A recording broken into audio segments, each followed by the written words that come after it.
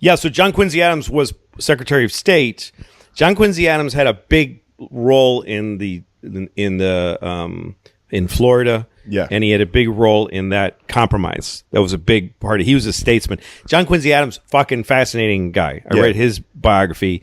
The thing about him and his father is that they wrote copious, really long diary entries, so we know a lot about those guys. But he traveled with his father to England. He was like the last link to the Great Revolution. Yeah. Because he was with his father wherever he went, and he took him to France. He ended up being a diplomat. He was the first American ambassador to Russia. He lived in St. Petersburg, Russia. And him and his... Oh, wait, was he the one who helped them kind of revolutionize... I don't or was that before? Remember that. Okay. I mean, but he was in Russia way back then, and he'd take like a sleigh to countries that aren't there anymore, like Prussia. And he traveled all over. He traveled more than any like human being back then. Yeah. And he went across the ocean several times. So like something like 12 times back and forth.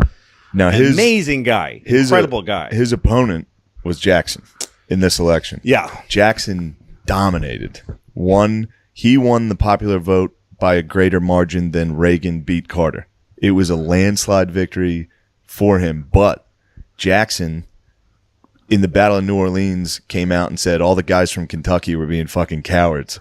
What? So then when it comes to the Electoral College, the guy counting the votes happened to be like a senator or something from Kentucky. What? And I was like, fuck this guy. And he just swung like 10 states. Because back then the Electoral College made perfect sense. Nobody in any state had ever heard of one of these guys. Mm-hmm. There was no news. There was no fucking anything. Now you needed somebody. Yeah, you needed super delegates. You needed to just get your local guy. Yeah. And be like, you go figure it out. Yes. Yeah. But that was enough for this guy to swing all these dudes in the meetings to be like, dude, Jackson's a fucking dickhead. We need John Quincy Adams. So he swung. I mean, it was John Quincy Adams was another nerd, one-term nerd. Yes. Who just couldn't get, I mean, as a president, he couldn't get, and he got almost nothing done. Partly because Jackson and his people just thwarted every single thing he tried. The whole country loved Jackson. Everybody fucking loved that dude. He was Trump. So much. He was Trump. Imagine if Trump like dueled as much as Jesus Christ. Jackson died Jackson with dudes. something like 12 bullets in his body. Yeah. What? That never left his body. He dueled all the time. Yeah, let's just go straight to Jackson. Jackson, he's the next president. He can't not be mentioned, John Quincy. JQA. Yeah, fuck John Quincy. John Quincy Adams, well, after his presidency, he was in Congress forever from Massachusetts. Yeah. He died at his seat in Congress. Wow. He died at his desk. He was because his thing, he was a huge abolitionist. He was like the only guy in the Congress willing to be an out and out. The slave states had so much power that they passed a gag law that said you can't say the word slavery in Congress. What? It used to be, there was a thing in Congress back then called petitioning. Anyone could send a petition to their congressperson and they had to say it. They had to mention it. So like you could send a thing to Congress saying, I want retards to be allowed to drive, whatever you would do. I want retarded people to have driver's license. Yes. And he would say, he'd have to go, okay, the petition from Shane Gillis, he wants retards to drive. The honorable. And everyone would go, I move to table it, and then they just table it. But they passed a law saying you couldn't even mention a petition that said the word slavery, because that's how electrified that it was. Like, we don't want anybody. We know you're trying to get rid of slavery. We don't even want you to say. And they passed it. So Quincy Adams would do it, and he would just break the law, and he would just say it over and over again. He would read petitions about slavery, and he would get sent. Then they would all vote, the whole Congress, to censure him for going against the rules, and he got censured over and over again. And he represented the Amistad slaves and got them set free. Yeah, did you know that? No. Yeah, he was the slave ship that was taken over by slaves and was grounded in Massachusetts, I think. So you were saying the S word. You got in trouble. Yeah. He got not only in trouble, those slaves asked him to represent that. He was their lawyer. What? Because they were Virginia slave masters who were they were Haitian slaves that they were waiting for, that they had paid for. But he found a way it wasn't like a slavery is wrong trial. It was, you guys don't have a receipt. trial. It was like, you ain't got the paperwork, go fuck yourselves. So they were free. In February of 1841, John Quincy Adams argued that the Amistad slaves were actually free men. He argued that they were illegally captured and sold into slavery, and therefore they had the right to return to Africa. The Supreme Court ruled in favor of the captives, which meant they were free to return to Africa, which they did. John Quincy Adams remained a vocal opponent to slavery, all the way up to his death in 1848, when he suffered a stroke at the U.S. Capitol. But he died. He was in the middle of a big impassioned argument. He was yelling, and he had a heart attack, and he died right there with the whole Congress around him, watching because people loved that guy. Yeah, he was a great guy. He was the first president or former president to ride on a steamship, and he used to ride on the steamships with a blanket over him, and folks would surround him. All the passengers would surround him, and he would just tell stories. He was a great guy. Yeah, that's pretty cool. Man, I didn't know any of that. There's just a part of me that liked Jackson. Jackson's great, but and again, to me, I look at all these guys. I evaluate them as characters. They're all great, amazing characters. They all did awful things, of course. Yeah, but Obama fucking bombed, fucking weddings. Obama. Yeah. But yes, Jackson was a crazy but shrewd. A great thing about Jackson was that his inaugural party in the White House. Yeah, this is wild. They stormed the Capitol. He invited everybody. That's exactly right. He invited everyone. He said anyone that wants can come. No invitation needed. It's the people's house, and the house was crammed with common people getting drunk, stealing shit, destroyed, and they wouldn't place. leave. And there's a honor code in the White House. You don't ask someone to leave. You don't ever throw anybody out. So they couldn't get them. Like, days went by where people are shitting on the floor and raiding the fucking pantry and just fucking people and whatever. What? And so what they did was they got huge kegs of beer and they put them on the lawn. And they said, "Hey, come out. Let's drink under the stars. Let's have, And they invited them out for beer on the lawn, and they all came outside and they locked the doors. That was how he was a people's president. Yeah, like he was the first populist in his first guy. Yeah, first one to appeal to the common person. Yeah. There was an author, English guy. I read his biography of him, and they have one account of an English traveling writer who would write travel logs. And he was in Washington, and he thought, what is it like? Can you meet the president? And he just walked. There wasn't a fence around the house. Yeah, people just could walk in and so see he him. just walked to the front door, and he knocked on the door. And a butler came to the door and said hello. And he said, I'd like to meet the president. And he's like, is he expecting you? He goes, no. And the butler's like, all right, well, come in and sit down. And he went in. The guy waited like 20 minutes. And Jackson came out of his office, which was like full of people. And he said, I'm in a pretty important, like, who are you? Yeah. And he said, I just wanted to meet you and say hi. And he was like, all right, can you wait an hour?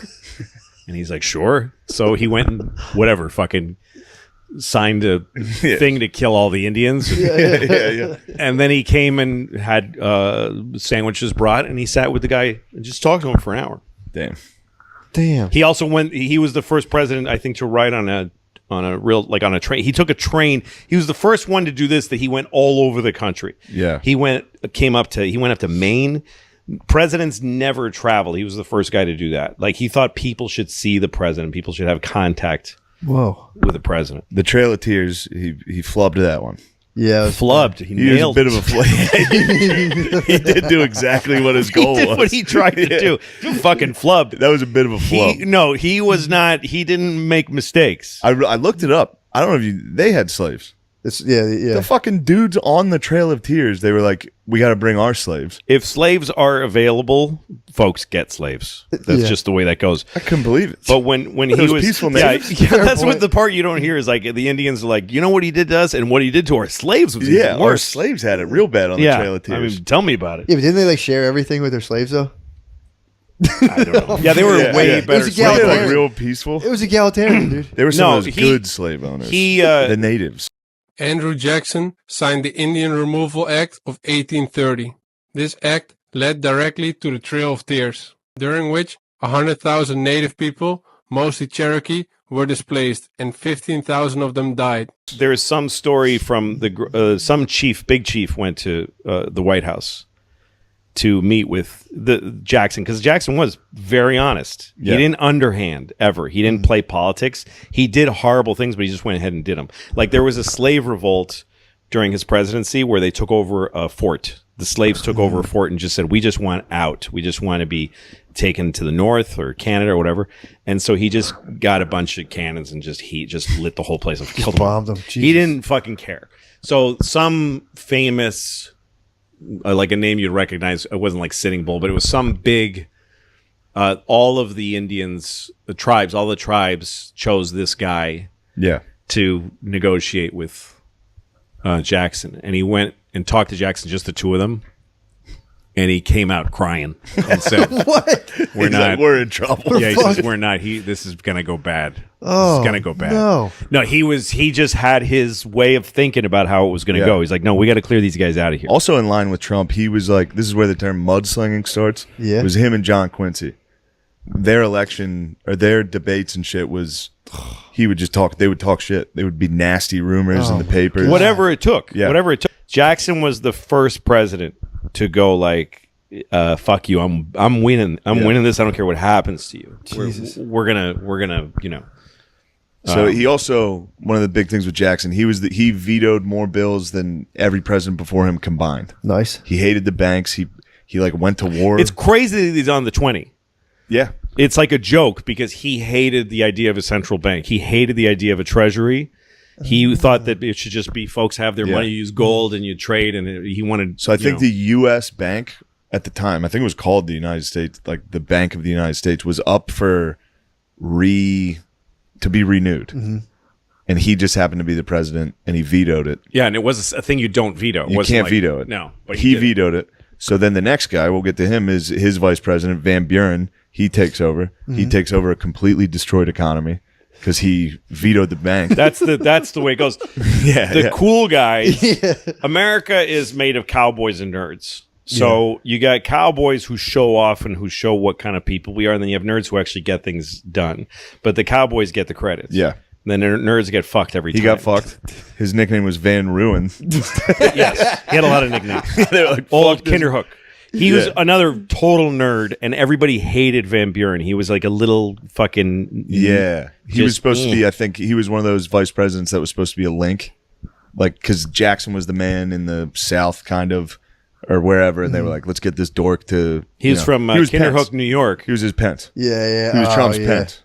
Yeah. He was... the legend is that, you know, he was one of the first people to have... pamphlets, like a lot of pamphlets, like the press, like the mass press started to get big. So his pamphlet was, because he was called Old Kinderhook because he's from Kinderhook, New York. So his thing was okay, and it was a check mark. Oh, nice. And that's where people say that okay comes from. What? Yeah. Because it was like his thing was, you're okay with a check mark. That was the point. It was like, vote for Old Kinderhook. That's the thing. That's the thing. When you look into this, that's where all of our shit comes from. Yeah, that's nuts. It's all of this. And somebody shot at Andrew Jackson. Yeah. You got And he had a cane and he beat the shit out of the guy. I almost beat him to death. The guy shot him and he just, get the fuck. It was right outside the Capitol. What? Like by the big pillars or whatever. Yeah. And he just beat the fucking shit out of him. Dude who shot Yeah, he was insane. So that's all as far as the podcast goes. But to close the video off with, I have some interesting facts about both the 1824 and the 1828 elections. So during the 1824 elections, Andrew Jackson actually got the most votes, 150,000 compared to Adams' 108,000 votes. However, while Andrew Jackson largely stayed out of negotiations with members of Congress, John Quincy Adams actively sought their votes and even had a private meeting with Henry Clay, the Speaker of the House. On February 9th of 1825, John Quincy Adams was elected president by the House of Representatives. Soon after Adams' inauguration, Andrew Jackson's supporters called Adams' win the corrupt bargain. In 1828, however, Jackson would get his opportunity to get his revenge. The elections in 1828 went a little differently. Personalities and slander played a large part in the 1828 election. There was news of Andrew Jackson's proclivities for dueling and gambling, which became embellished and widespread. The so-called mudslinging was just as fierce from Jackson and his supporters, portraying Adams not only as a corrupt bargainer, but also as a dishonest aristocrat who had misplaced many tax dollars. Eventually, Andrew Jackson got his revenge and became the 7th U.S. president by beating John Quincy Adams. Now that was all for today. As always, all links to Man and Shane's Secret Podcast and their socials are down below, so definitely go and check that out and show them love. Now, if you like this video and you're interested in history, please consider subscribing, and I hope to see you again in the future.